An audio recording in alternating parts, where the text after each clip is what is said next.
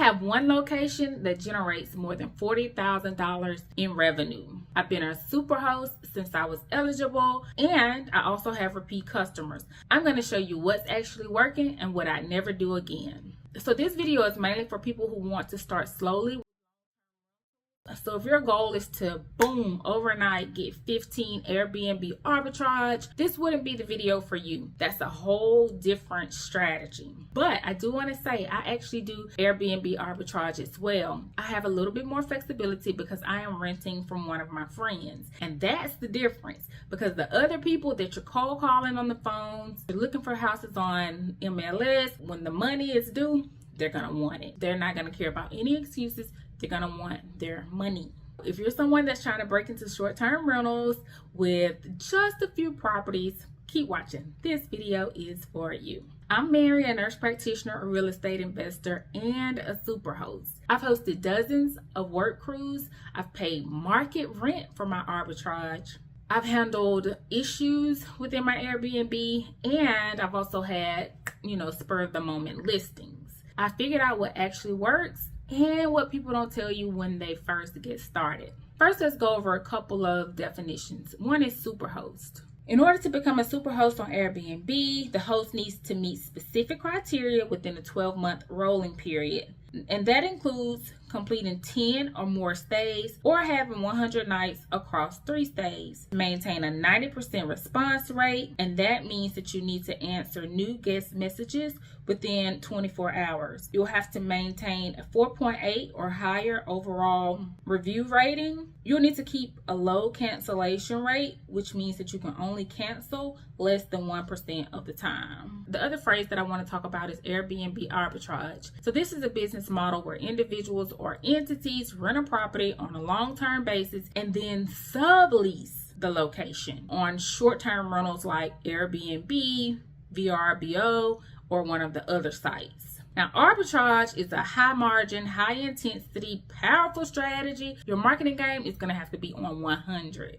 You're going to have to make sure that you're reaching out to everybody in your community and people that come to your city, people that you know that's going to come to your city. They're going to need to know about your location. Your operations are going to have to be sharp. I mean, you're going to automatically become a leader because you're going to be running a big enterprise, especially if you go after like 15 locations at one time. You're going to be dumping in a bunch of money, so you're going to have to make sure that your operations are 100. So what did it cost to start my Airbnb? I have a 4-bedroom, 2.5 bathroom house with 2 living areas. Costed $28,000 to furnish the house. And although in the first full year, the house generated more than $42,000 in revenue, that's revenue and not profit. Does that mean that anything went off the rail?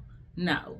Things went good, but the rent had to be paid and the furniture had to be paid off. So during the first year, I was really focusing on being a Superhost so that my house could rise up in the listings and people could, see it and book. What if you wanted to start on a smaller budget? You can absolutely do that. You just need to be willing to go to places like Facebook Marketplace, estate sales, groups that give furniture away for free. You just need to stop by and pick it up. You'd have to have the time to invest, and you could definitely furnish it. You still have to find other pieces in the store to make it look cohesive, but you can definitely spend a whole lot less than $28,000. But I wanted to get started, so I went and bought the big furniture in 2 days, and then I started the process of getting on Amazon, Walmart, and Wayfair to get everything else to furnish the house. Now, when I reflect back on my data, my house is perfect for work groups. The floor plan, the layout, the spaciousness that they would have when they come home after a long day's work. It's a perfect plan for people that work together, want to live together, but then want to have a level of space. The Luxe House absolutely provides that. I can tell you one thing that caught me off guard when I was starting this Airbnb, and it was the mental bandwidth that went into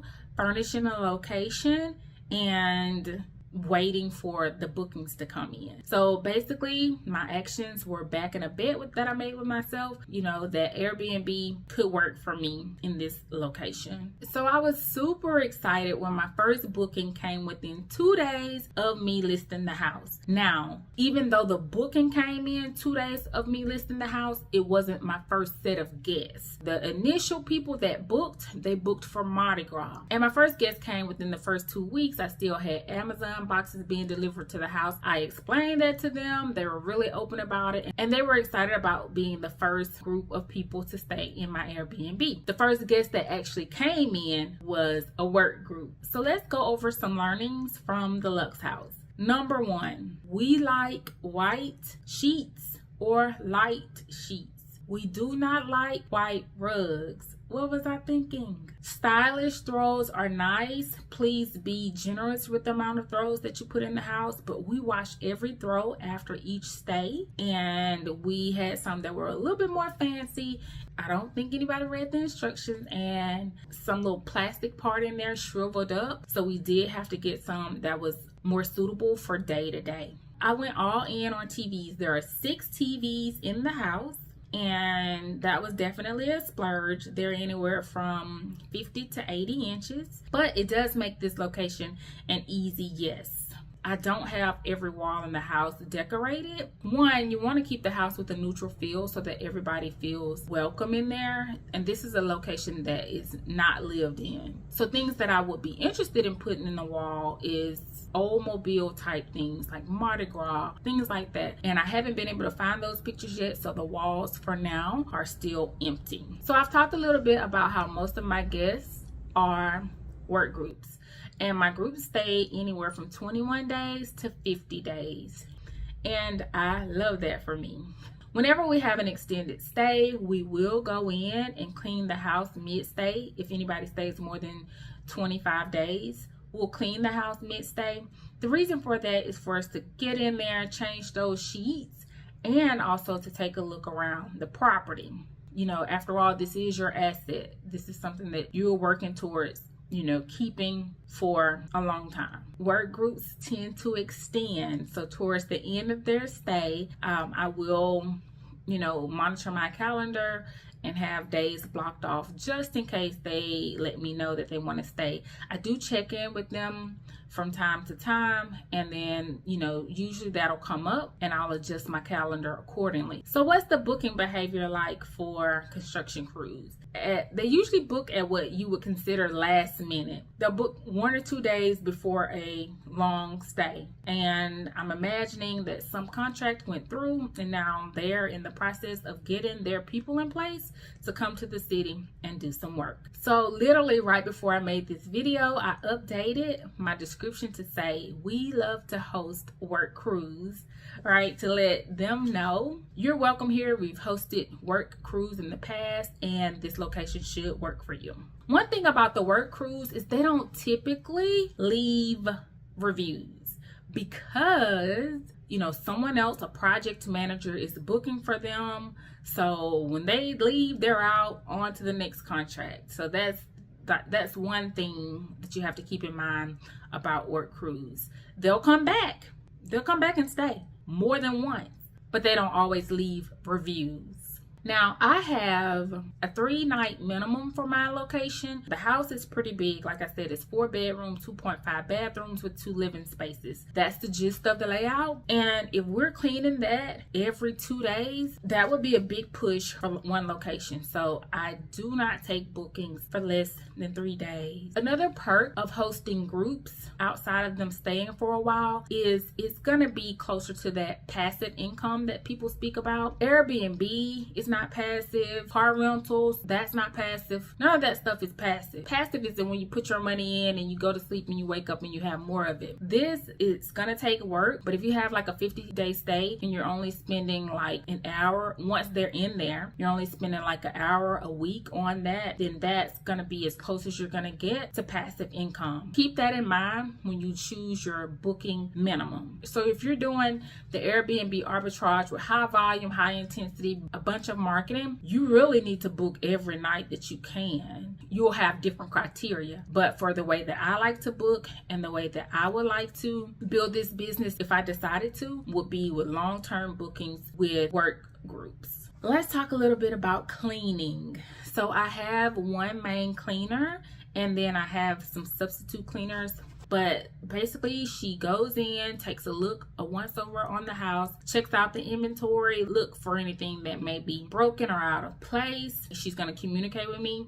And then sometimes if I can't take care of it, then I'll send it over to maintenance and, you know, have somebody to come out and take a look at it. Whenever we do have another cleaner that comes in, it's not something that they do all the time, so things can get missed. They're not gonna know like the small details like the main cleaner would, but you do need a backup cleaner because your primary cleaner is not gonna always be available. Just keep in mind that you may have to get them up to date on the condition of the house. Now, we do have periods of time where the house is painted, things are fixed in the house, and we try to keep the house looking really good all the time. Okay, should I scale or not? Because I've said that 15 houses with Airbnb arbitrage, it's not necessarily something that I'm interested in, but would I be interested in scaling past more than one house? There's a possibility, and from the learnings of this house, things that I would take with me is to continue to host work crews,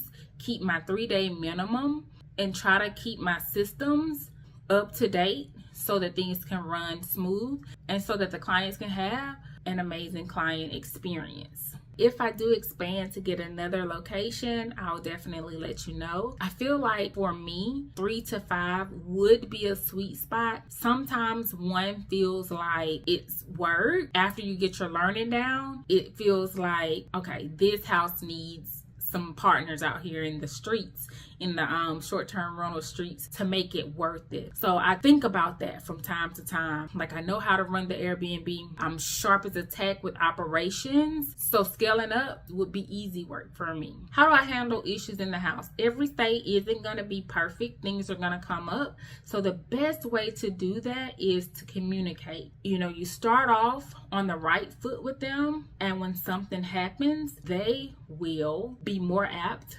to work with you. So some of the issues that I've had AC issues. I've had a night where the hot water didn't work in the house. So things happen. We address them, compensate them, and take it from there. So that's the method that I use to have an amazing client experience. It's been working for me. Now, as you expand to more houses, the chance of keeping a 5-star rating will go down, but it doesn't have to take you out of Superhost status, right? That's going to come back to leadership and your desire to keep an amazing client experience. So that has been my experience so far. If I've left out anything and it's something that you're interested in, ask me in the comments and we can keep the conversation going. I'll talk to you in the next one.